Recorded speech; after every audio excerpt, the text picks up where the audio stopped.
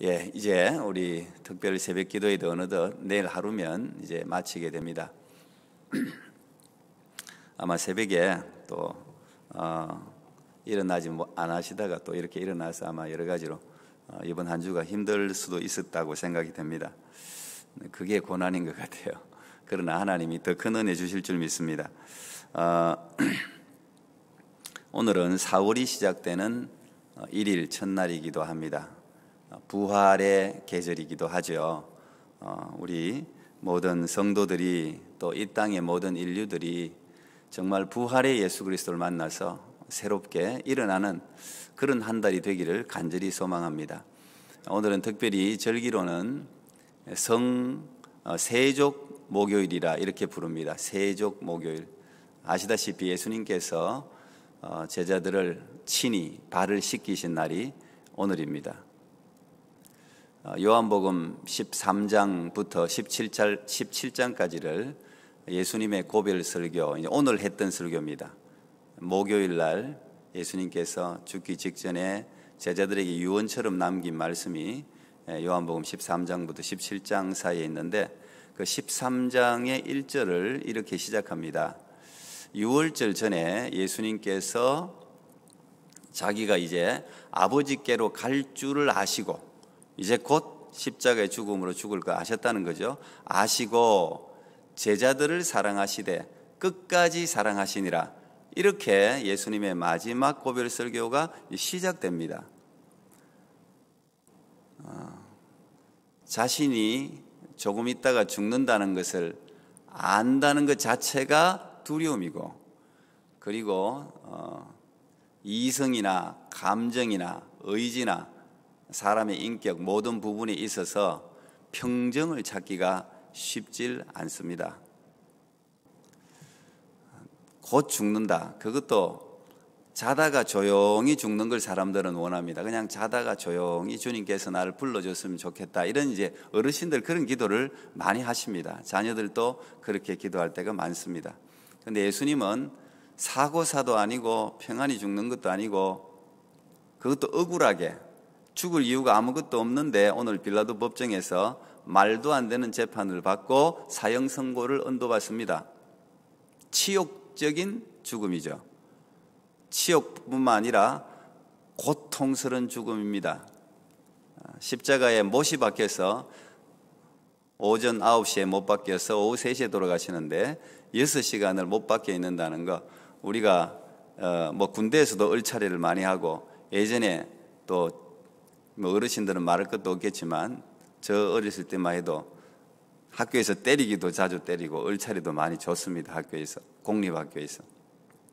근데 이거 어떤 자세를 하나 해서 1시간도 있기가 어렵습니다. 이 팔만 들어도 이 팔 들기 참 많이 시켰잖아요. 예전에 저 복도에 가서 팔 들고 있으라고. 물론 이제 저는 이거 많이 안 했습니다. 저는 많이 안 했는데 이거 팔 들고 있는 게 또 보통이 아닙니다. 거기도 가방을 또 올린다고 이렇게 들고 오래 있게 한다. 이거 1시간 들고 있기도 어렵습니다. 피가 이렇게만 해도 피가 거꾸로 모인다고요. 근데 이 못이 박혀서 십자가 6시간이나 매달려 있다. 그것도 옷이 다 벗겨져서 수모와 수치, 육체적인 수모, 수치, 정신적인 수모, 수치, 이 모든 것들을 다 당하시면서 곧 죽는다는 것을 아시는 예수님이 마지막 한 행동이 오늘 목요일 한 행동이라고요. 제자들을 사랑하시되 끝까지 사랑하시니라. 예수님께서 죽음을 어떻게 맞이하셨는지를 우리가 한마디로 이해할 수 있는 것입니다. 예수님께서 십자가에 가실 수 있었던 가장 그분을 가게 했던 동력은 사랑이었습니다. 사랑.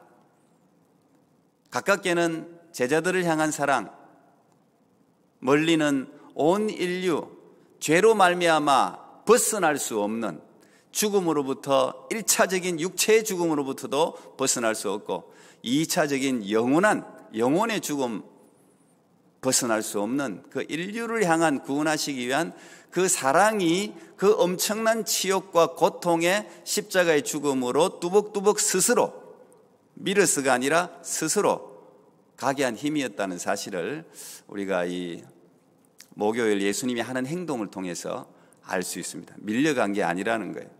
그리고 제자들을 사랑하시되 끝까지 사랑하시니라.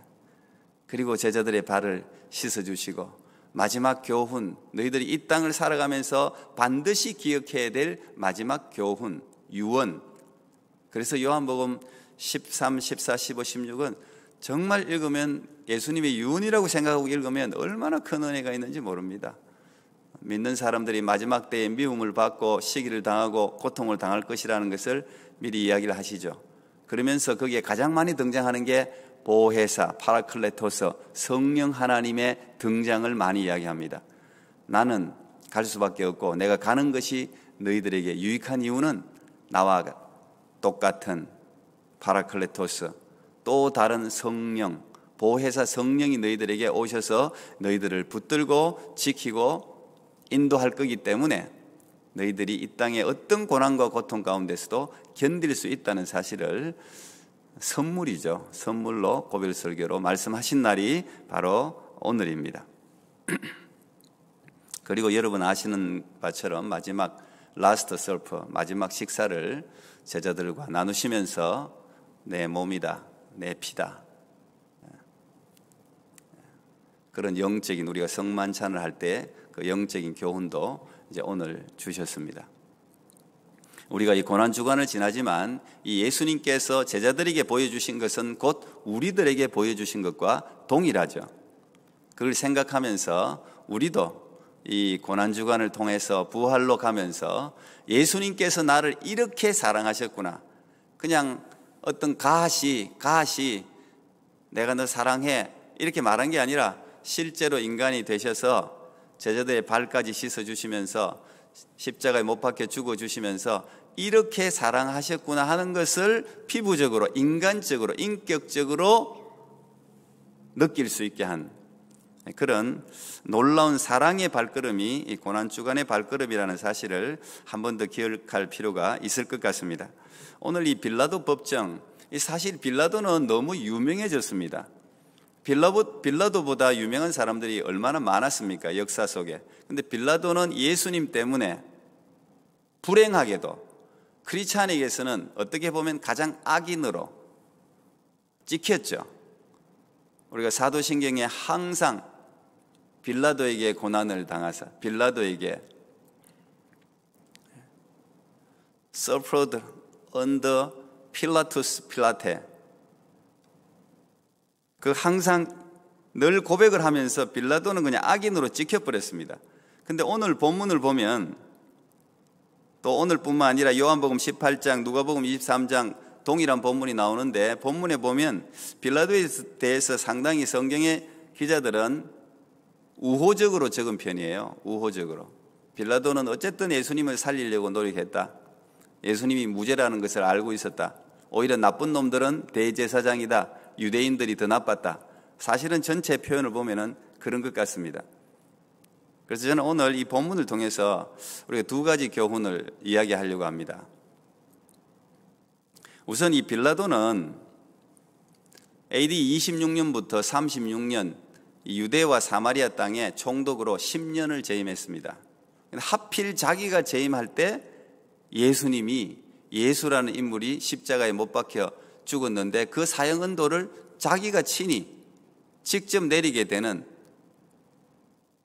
우리가 좋게 해석하려고 그러면 가장 큰 행운의 기회를 맞았는데 가장 큰 불행으로 끝난 사람입니다. 총독 중에 예수님을 얼굴로 직접 본 사람은 빌라도밖에 없어요. 원래 빌라도는 여기에 5대 총독인데 로마에서 총독을 행정기구가 원체 넓으니까 총독이 한 13명쯤 있었다 그러는데 파송을 하지 않습니까? 이 유대 사마리아 지역은 누구도 가기 싫어하는 곳인데 유대인들이 원체 종교적인 사람이라서 다스리기가 쉽지 않아서 끄려 하던 곳이에요. 그런데 이곳만 잘 다스리면 출세의 길이 열리는 곳, 기회이기도 해요. 그런데 이 빌라도가 이곳에 와서 원래 그가 거주하는 곳은 가이사랴라는 곳입니다. 해변을 끼고 있는 아주 아름다운 곳입니다. 거기가 로마 군단이 거기가 머무는 곳입니다. 그런데 오늘 이 빌라도는 유월절, 특별히 이스라엘 사람들의 큰 명절을 당하면 사람들이 너무 많이 모이니까, 사람들 모이는 곳을 정치인들은 두려워하잖아요. 어디라도 다 마찬가지. 모든 나라들이 사람들 모이는 걸 두려워해요.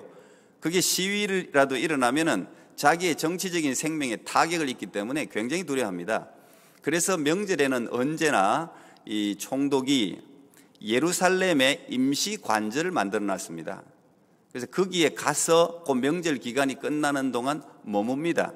그래서 오늘 이 빌라도도 지금 예루살렘에 와 있는 거예요. 원래 이 빌라도는 반유대 정서가 굉장히 강한 사람입니다. 유대를 굉장히 싫어해요, 유대인들을.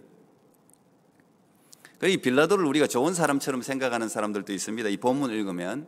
근데 빌라도는 뭐 포악하고 잔인하기가 그지없는 사람입니다. 빌라도에 대해서 성경에는 누가복음 13장 1절에 딱 한 번 그의 성정을 알 수 있는 구절이 한 구절 나와 있습니다. 누가복음 13장 1절에 보면 빌라도가 갈릴리에 있는 사람이 예루살렘 성전에서 예배할 때 그 사람들을 죽여서 자신이 섬기고 있는 제물의 피로 섞었다는 말이 그 누가복음 13장 1절에 나와 있어요. 요세푸스라는 사람이 유대의 예수님 당시의 시대적인 배경 전쟁사를 알려면은 요세푸스라는 사람이 적은 역사책을 읽으면 굉장히 두껍습니다. 3권으로 되어 있는데 거기에 굉장히 자세히 나와 있어요. 물론 그게 100% 리얼은 아닐 텐데 그러나 가장 근접한 그 요세푸스에서도 이 빌라도에 대해서 언급하고 있습니다. 그는 포악하고 잔악하고 이 갈릴리 사람들을 엄청나게 몽둥이로 때려 죽었다 그래요. 예배를 드리는데 때려서 죽여서 그 사람 피를 자기 제물에 섞었다. 그게 일단 성경에 등장하는 빌라도의 어떤 한 단면을 알려주는 이야기입니다. 그만큼 빌라도는 잔인한 사람이에요. 여기에서 이야기하는 것처럼 양심적인 사람이 아니에요. 빌라도는 유대인들을 싫어해서 원래 예수라는 인물이 왔을 때 처음에는 헤롯에게로 보내지 않습니까? 보내서 헤롯이 다시 빌라도에게 보내서 결국은 이제 이 재판을 하게 되는데 이 빌라도를 통해서 우리가 하나 교훈받아야 될 게 빌라도는 오늘 마지막에 손을 씻습니다. 손을 씻으면서 나는 무죄다. 너 피 너희들이 감당해라. 그러니까 유대인들이 그게 무슨 말인지도 모르고 십자가에 예수를 못 박아라. 그 피는 우리 자손들에게 돌려라. 사실 우리가 입에서 나가는 한마디 한마디가 없어지지 않거든요. 실제로 과학적인 원리로도 없어지지 않습니다. 여기에 어느 공간인가 있어요. 모든 말들은 다 있어요. 그런데 그 말 더 무서운 것은 우리 입에서 낸 모든 말은 하나님이 듣지 않는 말이 하나도 없어요. 다 알아요. 다 들어요. 오늘 그들이 외친 대로 예수님은 십자가에 못 박고 우리 자손들에게 피를 돌려라. 유대인들이 그래서 얼마나 많이 죽어나갑니까? 그 이후에 가장 최근이 히틀러죠. 유대인 600만 명 학살. 600만 명이 적은 인원입니까? 그 많은 사람들이 어쨌든 이들이 예수의 피를 우리 자손들에게 돌려라. 우리가 감당하겠다. 무슨 말 하는지도 모르고 그렇게 이야기함으로 말미암아 결국은 엄청난 피해 대가를 유대인들이 치르게 됩니다. 빌라도도 마찬가지입니다. 빌라도가 아무리 자기가 예수에 대해서 나는 무죄하다고 했지만 무죄할 수가 없습니다. 왜 그렇습니까? 그가 재판하는 자리에 권력을 가지고 있었기 때문에 그렇습니다. 우리가 이걸 반드시 기억해야 돼요. 자신에게 주어진 권력과 책임의 자리는 자기가 감당해야 되는 거예요. 결국은 재판 사형 언도는 자기가 내린 거예요. 그래서 빌라도에게 고난을 당하사 지금도 계속 크리스찬들의 입술을 통해서 신앙 고백이 되어지고 있고 그 죄에 대해서 하나님 앞에 나는 그때 예수님에 대해서 살려주려고 했는데 살려주려고 내가 얼마나 노력했는지 아시잖아요. 살려주려고 했는데 저 유대인들이 하도 자꾸 죽이라고 해서 내가 어쩔 수 없이 그들 따라갔습니다. 변명됩니까? 안 됩니다. 하나님 앞에서 변명이 되지 않습니다. 그래서 리더가 중요한 겁니다. 저도 영적 리더로 마찬가지고 대통령, 총리, 장관 이 세상의 모든 직분자들도 마찬가지고 영적 책임 있는 자리의 사람들은 더 마찬가지고 자기의 자리에서 판결하는 거 굉장히 중요한 거예요. 어쨌든 대중이 어떻게 해서 어쩔 수 없는 여론에 의해서 여론은 아무 잘못 없어요. 결국은 자기가 책임지는 거예요. 자기가. 오늘 그 사실을 빌라도는 우리에게 보여주는 것입니다. 경고가 많이 있었잖아요. 자기의 아내가 와서 내가 꿈을 꿨는데 이 사람은 옳은 사람이다, 선한 사람이다, 절대 당신 이 사람에게 손대면 안 된다. 그 성경에 그 이야기가 왜 등장했겠습니까? 시리어스하게 경고를 했단 말이에요. 그리고 빌라도도 그가 무죄라는 것을 확신했다는 게 마태복음 27장, 누가복음, 요한복음에서 다 이야기하고 있습니다. 확신을 했습니다. 이 사람들이 예수님을 빌라도에게 넘긴 이유가 뭡니까? 두 가지입니다. 마태복음 27장 1절에 보면은 그들이 죽이려고, 27장 앞에 나오죠. 장로들이 예수를 죽이려고 함께 의논하고 이미 예수님을 죽이려고 작정을 했습니다. 가야바 대제사장이 재판 때 이들을 죽이려고 했는데 그들에게 죽일 권한이 없는 거예요. 산헤드린이 다른 종교적인 모든 권한은 갖고 있는데 사람을 죽일 권한이 없어요. 그건 로마 총독만이 가지고 있어요. 사형언도를 내릴 수 있어요. 그러니까 총독에게 데리고 왔지 않습니까? 이 빌라도는 사실 10년 동안 재임하면서 유대인들에게 원한을 너무 많이 샀습니다. 아까처럼 갈릴리 그 유대인들을 죽였다든지 사람을 굉장히 많이 죽였어요. 유대인들을. 계속해서 이 원한이 유대인들의 심정이 차 있습니다. 그걸 빌라도가 알아요. 그러니까 밀란이 일어날까 두려워했다 그랬죠. 그걸 자기가 알거든요. 밀란이 일어나면 총독의 자리에서 쫓겨나는 것은 시간 문제예요. 계속해서 로마 황제한테 상소문을 보낸단 말이에요. 사람의 상소문을. 그게 쌓이면 자기 앞에 아켈레오도 그래서 잘렸거든요. 결국은 나중에 빌라도도 잘리죠. 36년에. 그러니까 두려워하는 거예요. 두려워. 자기 자리가 더 중요한 거죠. 자기의 정치적인 자리가 훨씬 중요했기 때문에 빌라도는 그릇된 판단을 하게 되는 겁니다. 예수님을 죽이려고 처음부터 아예, 그리고 예수님을 죽이려고 한 이유는 27장 18절에 보면 나옵니다. 이는 그가 그들의 시기로, 이 시기가 그렇게 중요해요. 이거 그렇게 무서워요. 대제사장 유대인들이, 종교 지도자들이 예수님의 인기를 시기했어요. 결국은 그 시기가 죽음을 모의하게 되고 결국은 죽이려고 하다 보니까 로마 총독에게 고한 제목이 뭡니까? 반란죄입니다. 이거 왕이라고 했다. 예수가 왕이라고 했다. 로마의 황제 말고 우리에게 왕이 있느냐? 빌라도가 할 말이 없어요. 당신이 만약에 예수를 살리면 당신은 로마 시저의 부하가 아니다.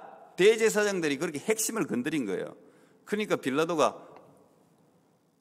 재판을 올바르게 할 수가 없죠. 그 말이 무슨 말이니까.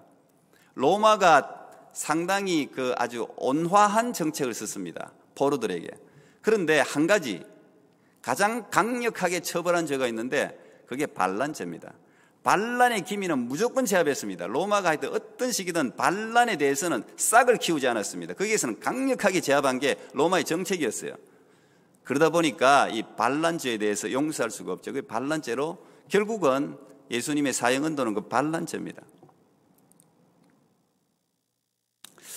두 번째, 제가 이제 마지막으로 여러분에게 오늘 이 본문을 통해서 말씀드리고 싶은 것은 예수님이 빌라도가 네가 유대인의 왕이냐 옳다 또 뭐라 많은 질문을 했습니다. 대제사장들도 마찬가지고. 그런데 본문은 항상 오늘 12절에는 그렇게 등장하는데 대제사장과 장로들에게 고발을 당하되 자기에 대해서 막 뭐라고 전부 거짓말이잖아요. 이거 다 막 이야기하는데 예수님이 뭐라 그랬습니까? 아무 대답도 아니하시는지라. 이제 이게 누가복음이든 요한복음이든 이 본문을 통해서 똑같이 몇 번씩 더 등장합니다. 아무 대답도 아니하시는지라. 여러분, 재판정에서 아무 대답도 아니한다는 것은 둘 중에 하나죠. 그걸 시인하든지 아니면 여기에 대해서 포기한 거예요. 싸울 의지가 없다는 거예요. 싸울 필요를 느끼지 못한다는 이야기 아닙니까? 예수님은 이미 자신이 십자가의 죽음으로 죽을 것을 아시고 자기 자신을 내려놨어요. 야, 사람들 봐라. 빌라도가 내가 너 풀어줄 권한도 있고 너 죽일 권한도 있어. 나한테 이야기해.